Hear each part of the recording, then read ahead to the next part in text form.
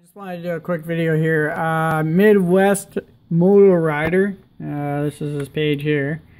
And I asked, I was showing the frame with the bark that was I was doing up, and he says, "How cool! Can't wait to see it all finished." So I just wanted to show you. It's here. Here's the final product. So this is actually bark, and it's all painted, and then I put it on top of a mat that is a weave mat, and then I've got conservation glass on it, conservation backing the frame, and it's floated. When you do frame pieces with art, I got interrupted by the phone there, but getting back to what I was talking about, when you're doing artwork, you want to put spacers in between the frame right here, and well, first of all, you put your frame and your glass, and then you put a little spacer in between the glass and the artwork, so your artwork doesn't rest right against the glass for a few reasons. If there's moisture that gets underneath there, the paint's not going to stick to the glass, so if they want to take it out and they want to reframe it, it's not going to be stuck there as an image on the glass and then nothing on the artwork, or just pieces falling off the artwork.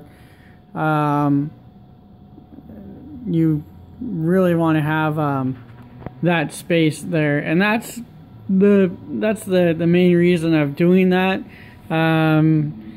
Sometimes you know, throughout the year there will be condensation that may get behind it, but if you do it right, I mean, you should be okay. But everything ages right, and moisture will get through, dust will get through. There's a dust protector on the back too as well, but you know, you ding the back, you get a little hole in there, well, now you've got a space for dust to get in there, and that's why the glass gets a little dusty. If it gets moisture in it, it'll get a little milky. So you know,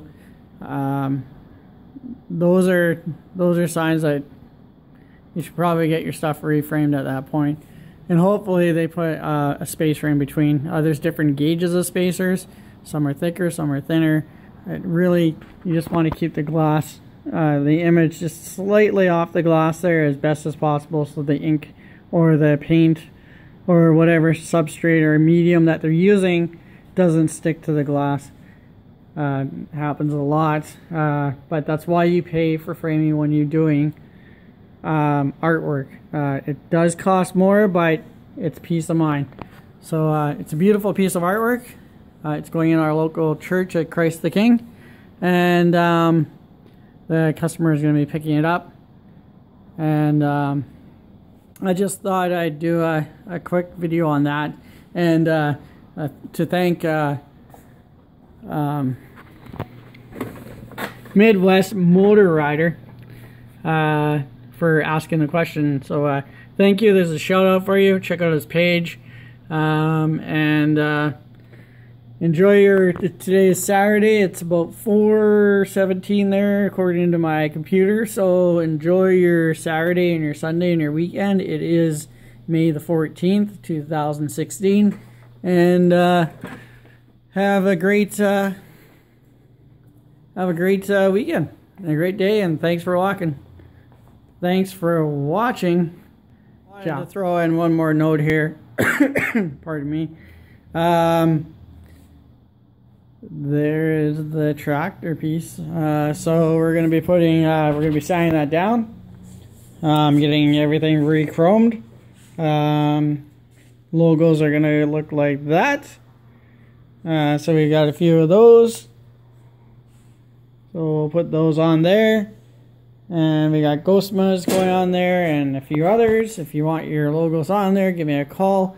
I will be doing this in it's kind of like an ivory sort of white, more on the white side in there, against the chrome. I'm bringing these pieces to the chrome pit. We use them a lot for doing different materials and items for different customers. So you will see the transformation of the tractor parts. I have the other parts that I'm going to be painting as well. And what I'm using is a sander.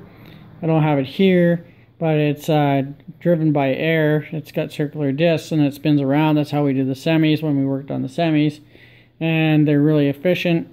And we're just going to take off that layer, take off the rust. There's just a lot of surface rust on there. Get it down really good, and then we're going to reprime it, repaint it, stickers, clear coat, Shazam. It's going to look great. It's going to look beautiful. So I just thought I'd throw that in there. Got a lot going on here. I just wanted to point out the corn is doing really well. I have to get the corn. My buddy Daryl Caskew from Cracker Jack Construction, there's a shout out for you if you need anything done for your house, as far as you live in the Manitoba area, Winnipeg, Manitoba, Canada, and you want any carpentry work or any siding or anything done, this guy's amazing. He's also a good friend, and he's going to be working on my house as well, giving me a hand. And he's a master carpenter. This guy's awesome. So anyways, he told me that I should get the corn into deeper ground, because if I want corn husk coming out, you know, we're going to need that in deeper ground. But it did snow the other day, so I want to make sure that that is that's done as well. Alright, I'm back. Just talking about my buddy Daryl Caskew from Cracker Jack Construction, from Winnipeg, Manitoba, Canada. He works all over Manitoba. But anyways, what I was saying is that he does a lot of gardening. I was at his place yesterday with Drive Shaft Drew, Andy, and myself and my uncle Bob was there, and another guy was there with his harmonicas, and we were all playing guitar. And the one guy was playing harmonicas, and he's got all these harmonicas set up. They're all in different notes, and sort of played until, I guess, I don't know, maybe 12:31 in the morning. It was great. But he does a lot of gardening at his house. He lives out of town, and they plant everything. And he was saying that I should get the corn into some deeper ground, because if you want husks and you want to eat your corn, the corn likes its ground, and then the roots need to grow big. And I've been meaning to bring it outside, but it snowed yesterday, and it's a little bit cold today, but it's almost prime time for getting that in the ground and getting it to the house and getting that all set up. I've been watching different videos on, you know, putting gardens, because basically the garden at the house, if you've seen the videos there, I got to build up that land. So what I was thinking of is putting some boards around. I had some 2 by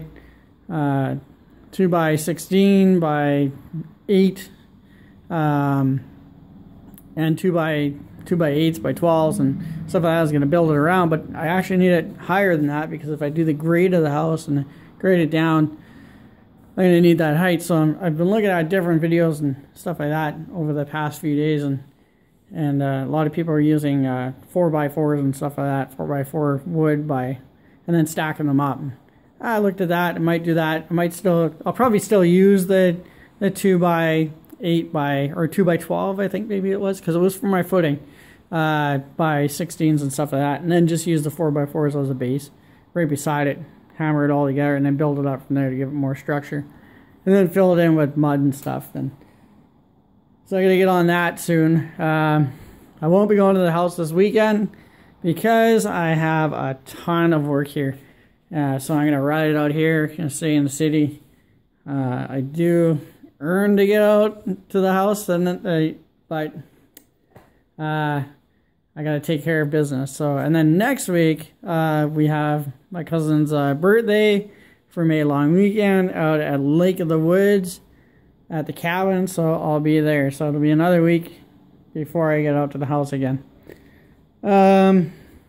But I'll arrange to get all the mud and everything dumped there, so it's good to go. Now, so I'll just show you the plants. Plants are doing good. They're fighting for sunlight here. I do want to bring them out maybe tomorrow and let them get some if it's warm enough. let them get some sun, because the ones in the back here, they back just right in there. I don't know if that's due to the sun, but they're starting to yellow. So I don't know if they're sun starved or what. I do keep them moisture, like water. Maybe I'm watering them too much, I'm not too sure. Maybe you can help me out on that, give me a few pointers. And I planted cucumbers and stuff in there, but they're just not growing, so not too sure about that. And that lonely green onion right there, I'm gonna have to get them in bigger things and then plant those herbs down there and all the other stuff. So I'll be doing that. I'll do another video on that. And just wanted to touch base. We'll see if we can start doing some sanding on the zoom that back on the fender here this weekend. And my weekends are Sunday, Monday. So see if we could do some sanding on that, and then just do some placing and show you where the stickers are going to go. And if you want your stickers on the tractor, now this is just one fender, so it goes over the top where the engine is, and there's another one on the other side, and there's lots of real estate, but as I get more stickers, real estate's going to dwindle a bit. So get your stickers in. If you want your stickers on, PM me, and I will definitely get your stickers on there. And thanks again for watching, and have a great weekend. Ciao.